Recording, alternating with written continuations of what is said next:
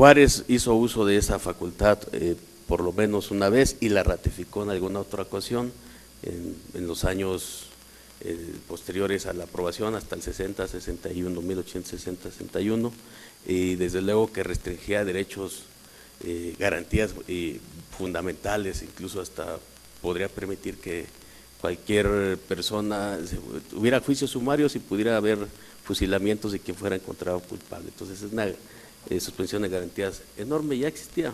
En el 17 el constituyente resuelve mantener esta redacción, asumiendo que participaba el Consejo de Ministros y que se informaba al Congreso. No se modificó en forma importante esa redacción del 17 hasta la reforma que hablamos en materia de derechos humanos del 2011.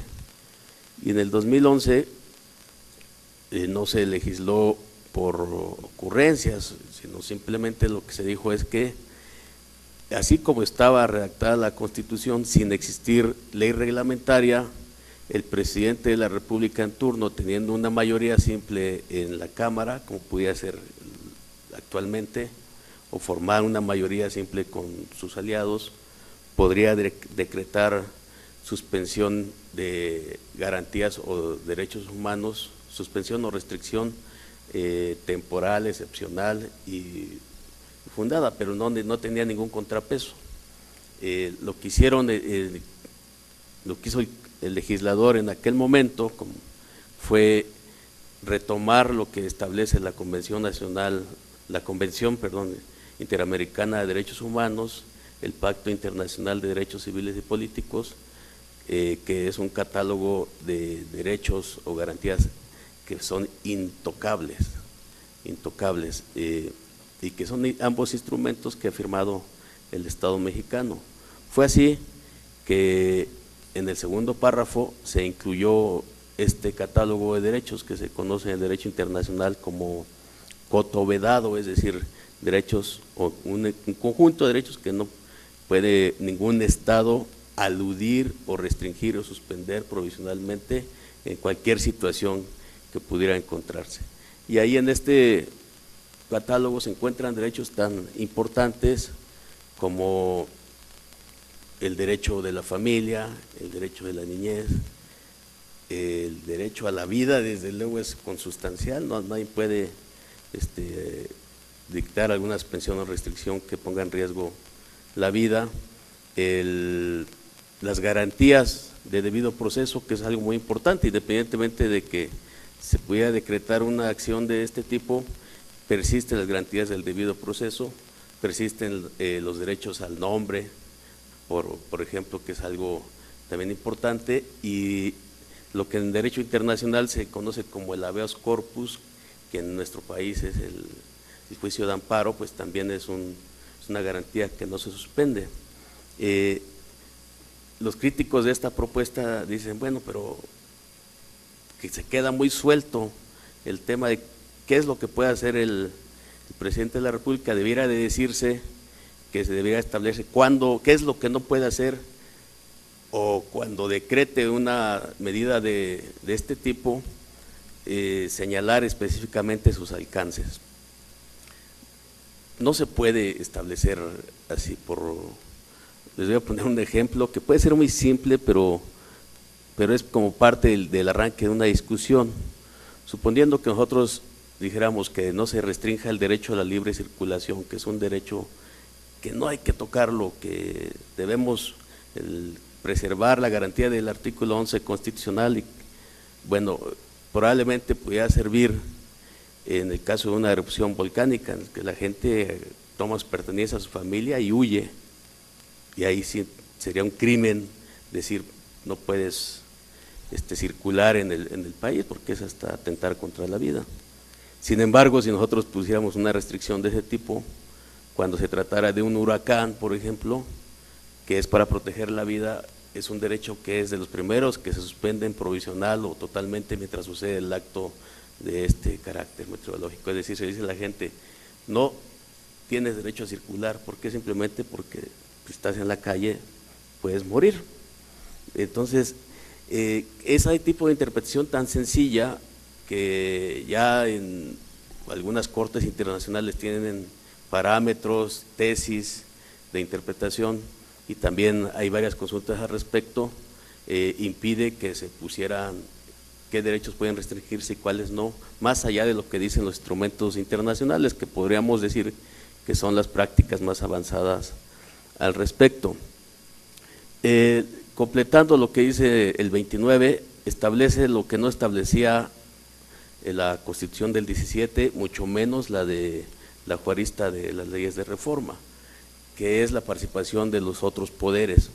Se prevé que en un plazo, como viene la minuta del Senado, de 48 horas, el Congreso, aunque así esté la permanente o las cámaras sesionando en ese momento, el Congreso en su conjunto determina la revisión, con la revisión de la propuesta de decreto enviado por el Ejecutivo, determina si procede o no, y establece la ley reglamentaria una serie de requisitos. Creo que los más fundamentales, los que hay que resaltar, es que tiene que estar motivada, fundada y motivada, es decir, no es nada más una solicitud, sino que tiene que señalar las causas que la están provocando, los alcances, tanto en derechos como también en tiempo y también en territorio, porque no está hablándose de medidas nacionales, sino pueden ser también vinculadas o dirigidas a cierto territorio que se encuentre en determinada circunstancia. Entonces será el Congreso quien determine ello de acuerdo a la minuta. Habrá que decir, para ir marcando los temas de discusión de las siguientes semanas o meses, que no establece si es por mayoría simple o mayoría calificada. De acuerdo a la ley orgánica del Congreso, si se deja así, sería por mayoría simple, lo cual tiene un riesgo. Si ven la conformación de la Cámara, pues realmente estaría la primer minoría determinando las causas de excepción en nuestro país. Ese es un tema que tendrá que discutirse. Prevé esta minuta la participación de la Corte, que no estaba considerada previamente. De oficio, la Corte inmediatamente se ha publicado el decreto, revisa su constitucionalidad y en su caso, desde luego, pues tiene facultades para determinar si continúa vigente o no la propuesta que haya sido aprobada por el Congreso, es decir, no puede ser antes, sino en el Congreso, así está establecido en la minuta. Se establece también, conforme a lo que señalan los dos instrumentos que mencionaba, tanto la convención como el pacto, que inmediatamente el Estado mexicano tendrá que informar de todos los términos de las medidas de excepción a la Organización de Estados Americanos y a la Organización de Naciones Unidas, es decir, a la ONU. Entonces, se están poniendo restricciones y contrapesos en esta propuesta. Me parece que técnica y jurídicamente, decía, puede ser perfectible, desde luego. De hecho, nosotros tenemos preparada una propuesta para complementarla, pero tenemos el otro elemento, que es la pertinencia política. El país requiere que se apruebe en este momento una medida de este tipo. Yo diría que sí lo requiere. Sí lo requiere, porque así como está la Constitución sin ley reglamentaria, se puede hacer lo mismo que hizo Juárez en el 60, lo mismo que se hizo también en el 15, cuando por decreto se suspendió la libre circulación porque había muchos asaltos en caminos, etcétera. Y podemos hacer lo mismo que se hizo en el 42, cuando se declaró la guerra a los países del eje y se restringieron ciertos derechos, pero se podrían hacer así como está sin ley reglamentaria, con facultades solamente o principalmente recargadas con el Ejecutivo. Entonces, ¿cuál es el problema? El problema es una cuestión de ética y de coyuntura política, así de claro. ¿Por qué de coyuntura política? Porque, regresando al tema, que no nos hemos salido, pero ya el tema que estamos planteando de derechos humanos, en nuestro país, desafortunadamente, la desaparición forzada sigue siendo una constante. Ahora mismo la prensa lleva meses con las planas señalando un día y otro también casos de desaparición forzada, el seguimiento de casos también que han surgido y también pues el recuento de todos estos que llega ya a varios cientos identificados en el país. Hay, bueno, por mencionar los de Veracruz, ¿verdad? Los jóvenes que recientemente han sido pues retenidos por la policía y no se sabe de ellos. Ha habido también un alto índice de impunidad, que es una parte que va muy vinculada a la ausencia del Estado mexicano o a la permeabilidad del Estado mexicano con el crimen organizado, o parte del Estado mexicano, las fuerzas policíacas en forma muy precisa. Hay también en nuestro país un alto índice deshonroso, primer lugar en la región, en Sudamérica, en Latinoamérica, de crímenes contra periodistas. ¿Y qué es lo que pasa cuando los organismos internacionales señalan eso y le exigen al Estado mexicano o al gobierno de la República que se haga cargo? ¿Qué es lo que pasa cuando los padres de los desaparecidos de Ayotzinapa le piden a Gobernación o al presidente de la República que les permita ser escuchados por la nación en la tribuna de San Lázaro o de esta Cámara? Pues simplemente lo que sucede es que el gobierno federal niega derechos y niega realidades. Inició una ofensiva contra Álvarez y Casa de la Comisión Interamericana de Derechos Humanos, desconoció el informe del Comité de Derechos Humanos de la ONU diciendo que solo vinieron a pasear en 5 o 6 estados y que era una visión parcial, y cuando de verdad pues son de los organismos de mayor prestigio a nivel internacional y que el Estado debiera de estar preocupadamente vigilándolo y vigilando su cumplimiento y sus recomendaciones, pero lejos de recibir las observaciones las descalifica inmediatamente. ¿Qué es lo que sucede también? Pues que hoy está, desde hace ya semanas,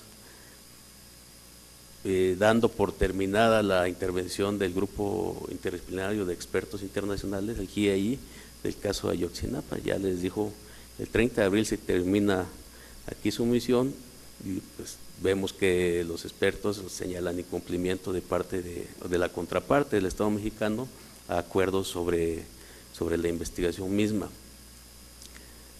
Por mencionar algunos ejemplos, y entonces muchos nos decimos, merece la aprobación del gobierno de la República, el presidente de la República, de una ley secundaria o una ley reglamentaria del 29 en materia de restricción de derechos humanos en una situación como la actual. Esa es la pregunta de carácter ético-político que tenemos que responder.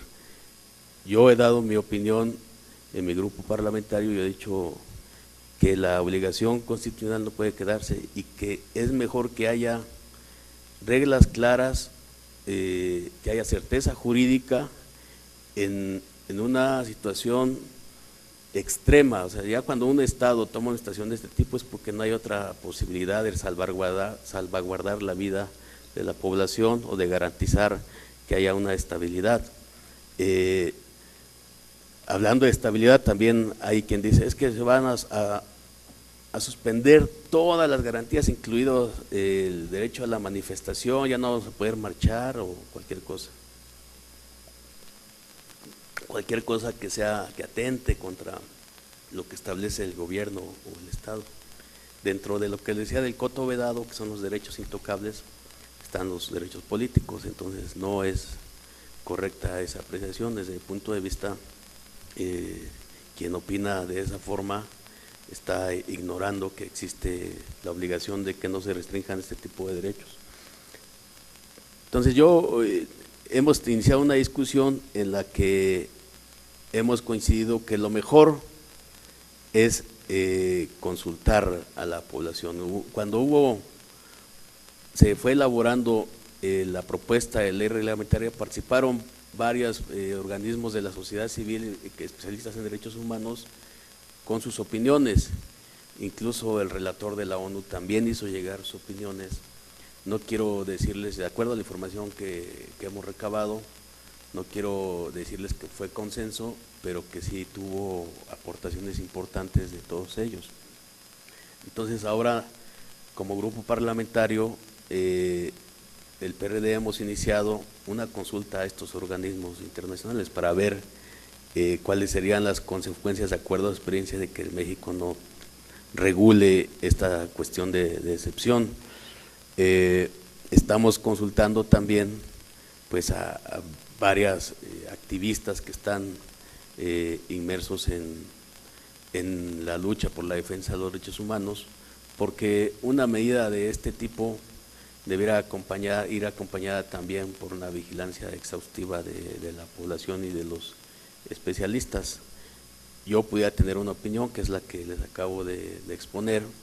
Sin embargo, la situación del país es tan sensible en el tema que para que pudiera tener el aval o el respaldo de las personas, pues deberíamos de consultarles, que es con lo que estamos haciendo. Estamos incluso pensando que acuda a esta Cámara el relator de la ONU en semanas próximas para que nos den su opinión, y un asunto tan importante, tan sensible para la vida de las personas, no se quede en mera posición política. Me parece que la situación está tan delicada que decir así a ciegas es que están dándole las facultades a Peña, como si no se dieran cuenta que desde el 57 vienen, ¿verdad? Parece que unos se dieron cuenta la semana pasada que estaba eso en la Constitución.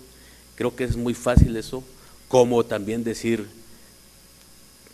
es que parece que fue un buen avance, la ley establece restricciones y que en ese en medio se quede la opinión de que si es prudente o no aprobarla aquí. Entonces en esa situación estamos. Yo creo que la Cámara debiera de hacer un impasse en la discusión de esta ley reglamentaria. Como integrante de la Comisión de Gobernación lo he planteado con la propia presidenta, con los integrantes. He planteado la necesidad de que la consulta no la haga nada más un partido, sino que se haga en su conjunto para ver si la prudencia o no de la medida, y en eso estaremos trabajando los siguientes días, porque estamos plenamente seguros que es el momento ahora en nuestro país de reflexionar sobre la necesidad de que se cumplan irrestrictamente de parte del Estado el cumplimiento de los derechos humanos, porque las tentaciones autoritarias están a la vuelta de la esquina.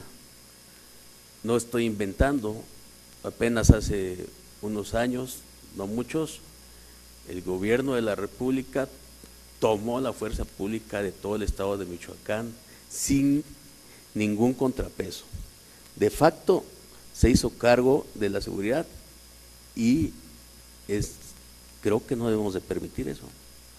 Hoy mismo, una semana sí y otra también, en Tamaulipas, en varios municipios, la propia capital, Ciudad Victoria, en Reynosa, en Mante, en Nuevo Laredo, hay balaceras. ¿Y qué es lo que pasa del Estado? Los policías se esconden y la gente se comunica por las redes sociales que hay balacera en tal plaza, que no salgan y todo. Entonces, de facto, nuestra población está en estado de sitio. Y si no hay una ley reglamentaria, una norma que dé las posibilidades de decirle al gobierno federal, mira, tú puedes hasta cierto momento, pero cumpliendo ciertos requisitos, informar al Congreso, motivar, si necesitamos información, proporcionarla, etcétera, para que sea una decisión fundada. Y además no solamente eso, sino tienes que informar a la Corte, a la Organización de Estados Americanos, a la ONU, y para que no sigas de facto restringiendo de hecho los derechos humanos en el país.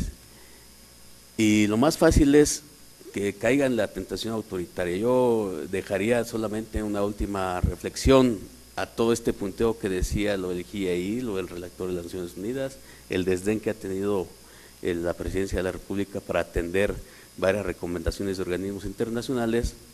Les diría que se había anunciado que en la reunión de la ONU del 19 de abril en adelante, donde se van a ver temas de combate a las drogas, de regulación de drogas, el gobierno mexicano había anunciado que iba a ir a dar anuncios importantes para el mundo, pero desde México.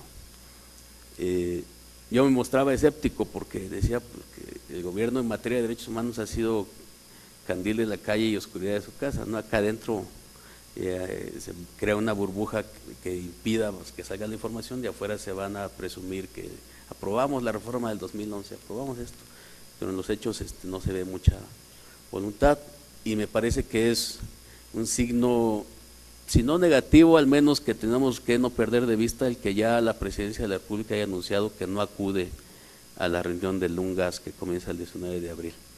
No solamente por los derechos humanos, sino porque es una forma de ver la resolución de los conflictos que sugieren en nuestro país y las políticas públicas que en nuestro país se implementan.